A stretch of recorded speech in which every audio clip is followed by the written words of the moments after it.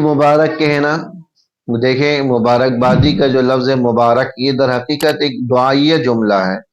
بہت سے لوگ کہتے ہیں کہ بھائی عید مبارک بھی کہنا درست نہیں ہے، تو ایسا نہیں ہے، عید مبارک کہہ سکتے ہیں۔ مبارک یہ مبارکبادی ایک برکت کی دعا آدمی دے رہا ہوتا ہے کہ اللہ تمہاری عید برکتوں والی کرے، تمہاری عید بڑی مبارک کرے۔ تو عید مبارک کہہ دینے میں کوئی حرج کی بات نہیں ہے، بلکہ حضرات صحابہ رضوان اللہ تعالی علیہم اجمعین سے ایسے موقع پر یہ دعائیہ جملے منقول ہیں۔ تقبل اللہ منا ومنکم صالح الاعمال، اللہ ہمارے آپ کے سارے نیک اعمال کو قبول فرما لے۔ اس قسم کے دعائیہ جملے منقول ہیں، لہذا عید مبارک کا دعائیہ جملہ بھی اگر کوئی آدمی کہہ دیتا ہے تو کوئی حرج کی بات نہیں ہے۔